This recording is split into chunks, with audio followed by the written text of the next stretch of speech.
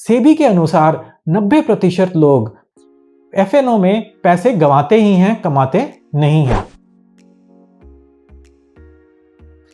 नमस्ते दोस्तों, मैं प्रवीण मलिक अपने इस YouTube चैनल पे आपका स्वागत करता हूं। आज की वीडियो में हम स्कैल्पिंग और इंट्राडे ट्रेडिंग के बारे में समझेंगे। आपको याद होगा हमने पिछले वीडियो में 4 प्रकार की ट्रेडिंग स्ट्रैटेजीज के बारे में बात करी थी: scalping, intraday trading, swing trading और पोजिशनल ट्रेडिंग। आज के इस वीडियो में हम पहली 2 स्ट्रैटेजीज के बारे में थोड़ी विस्तार पूर्वक चर्चा करेंगे। तो चलिए बिना किसी देरी के, बिना किसी विलंब के लैपटॉप पर चलते हैं और ट्रेडिंग व्यू के माध्यम से समझते हैं स्कैल्पिंग और इंट्राडे ट्रेडिंग क्या है। तो अभी हमको ट्रेडिंग व्यू पे निफ्टी का डे चार्ट दिखाई दे रहा है, लेकिन अगर हमको स्कैल्पिंग करनी है या इंट्राडे ट्रेडिंग करनी है तो हम डे चार्ट के माध्यम से नहीं कर सकते। तो हमको एक निचले टाइम फ्रेम में जाना पड़ेगा। निचला टाइम फ्रेम मतलब जिसकी अवधि 1 दिन से कम हो। तो जैसे कि 1 मिनट, 3 मिनट या उससे भी कम कुछ सेकेंड के टाइम फ्रेम पे जाना पड़ेगा। तो चलिए हम 1 मिनट के टाइम फ्रेम पे चलते हैं और इस चार्ट को देखते हैं। तो ये निफ्टी का 1 मिनट का चार्ट है, जिसमें आप देख रहे हैं कि निफ्टी की हर एक कैंडल 1 मिनट की अवधि की है। तो जैसे कि ये एक बड़ी कैंडल है, ये एक बेयरिश कैंडल है, रेड कैंडल है, जो यहाँ पे कहीं शुरू हुई और यहाँ पे नीचे आके ख़त्म हो गई। करीब करीब ये 22 पॉइंट की कैंडल थी। तो स्कैल्पर्स यही करते हैं, वो कोई ऐसे 5-10 मिनट ढूंढने की कोशिश करते हैं जिनमें उनके अनुमान से स्टॉक में एकदम बढ़त आएगी या एकदम घटेगा, और वो उस टाइम एक पोजीशन बना लेते हैं ताकि वो 5-10 मिनट में कुछ लाभ कमा पाएं। स्कैल्पिंग या इंट्राडे ट्रेडिंग आमतौर पे एफएनओ के माध्यम से ही होती है। एफएनओ मतलब फ्यूचर एंड ऑप्शंस। तो चलिए हम एक स्टॉक पे भी चलते हैं और हम रिलायंस का चार्ट ओपन करते हैं। तो ये रिलायंस का 1 मिनट का चार्ट है। तो यहाँ पे आप देखिए, ये एक ग्रीन कैंडल बनी है इधर, और एक इधर भी ग्रीन कैंडल बनी है। तो ये काफ़ी बड़ी कैंडल्स हैं। अगर हम इस कैंडल को देखें तो ये करीब करीब ₹2.70 की कैंडल है, और अगर हम इस कैंडल को देखें, ये भी काफ़ी बड़ी कैंडल है, ₹2.25 की कैंडल है। तो आप पूछेंगे कि ₹2.70 या ₹2.25 में कोई कितना लाभ कमा सकता है? तो हाँ, सिर्फ ₹2.70 में कोई लाभ नहीं कमा सकता, लेकिन जब आप स्कैल्पिंग करते हैं, इंट्राडे ट्रेडिंग करते हैं, तो फ्यूचर एंड ऑप्शन के माध्यम से करते हैं। फ्यूचर एंड ऑप्शंस पे आप एक शेयर पे ट्रेडिंग नहीं करते, आप एक लॉट पे ट्रेडिंग करते हैं। एक लॉट में आपको एक से ज़्यादा शेयर खरीदने पड़ते हैं। ये एक्सचेंज बताता है कि एक लॉट में कितने शेयर होंगे। जैसे कि रिलायंस के एक लॉट में 250 शेयर हैं।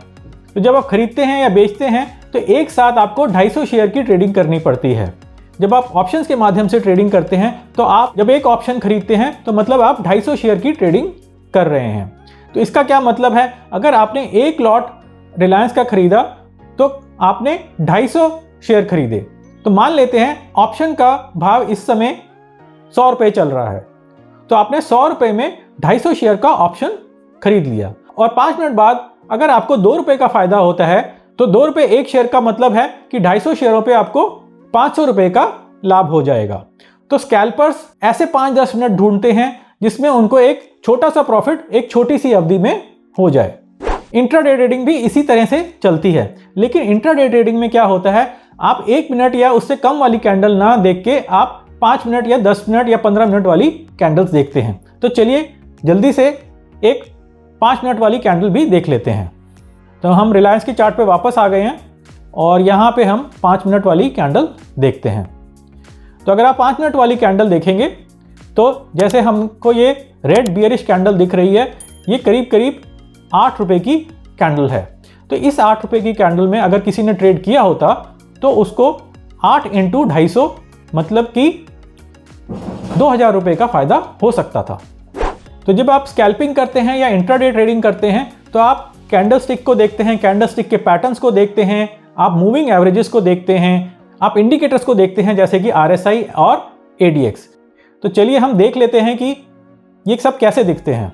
मूविंग एवरेजेस क्या हैं, इंडिकेटर्स क्या हैं, पैटर्न्स क्या हैं, कैंडल स्टिक पैटर्न्स क्या हैं, ये अब आगे आने वाले वीडियोज़ में समझेंगे। आप चाहे किसी भी तरह की ट्रेडिंग कर रहे हो, चाहे आप इंट्राडे ट्रेडिंग कर रहे हो या स्विंग ट्रेडिंग कर रहे हो, टेक्निकल एनालिसिस समान तरीके से ही उपयोग में लाया जाता है। टेक्निकल एनालिसिस का जो कॉन्सेप्ट्स हैं या थ्योरी है वो अलग अलग नहीं है। वो चाहे आप किसी भी तरह की ट्रेडिंग करें, किसी भी प्रकार की ट्रेडिंग करें, समान तरीके से ही सारे कॉन्सेप्ट उपयोग में लाए जाते हैं। तो चलिए जल्दी से ये कॉन्सेप्ट हम संक्षिप्त रूप में समझ लेते हैं। जैसा कि मैंने अपने पिछले वीडियो में बताया था कि टेक्निकल एनालिसिस के दौरान इंडिकेटर्स बहुत ही उपयोगी होते हैं। तो यहाँ पे आपको सैकड़ों तरीके के इंडिकेटर्स मिल जाएंगे, जैसे कि ADX। ये क्या है, इसको हम कैसे उपयोग में लाते हैं, ये अभी हम नहीं समझेंगे। तो ADX एक बहुत ही उपयोगी इंडिकेटर है जिससे आप इंट्राडे ट्रेडिंग या स्विंग ट्रेडिंग कर सकते हैं। ऐसे ही एक और इंडिकेटर है जिसको हम बोलते हैं RSI। तो ये भी एक अच्छा इंडिकेटर है। तो अभी के लिए हम इनको हटा देते हैं और आगे आने वाली वीडियोस में हम इनको विस्तार पूर्वक समझेंगे। चलिए एक और कॉन्सेप्ट को जल्दी से समझ लेते हैं। एक और इंडिकेटर होता है मूविंग एवरेजेस। तो मूविंग एवरेजेस भी कई तरीके की होती हैं, एक्सपोनेंशियल भी होती हैं, वेटेड भी होती हैं और सिंपल भी होती हैं। तो ये एक्सपोनेंशियल है, ये सिंपल है, ये वेटेड है। तो आप इसमें किसी भी तरीके की मूविंग एवरेज को उपयोग में ला सकते हैं। जैसे कि अगर हम मूविंग एवरेज एक्सपोनेंशियल लेते हैं तो चार्ट में आपको ऐसी एक रेखा दिखाई दे जाएगी।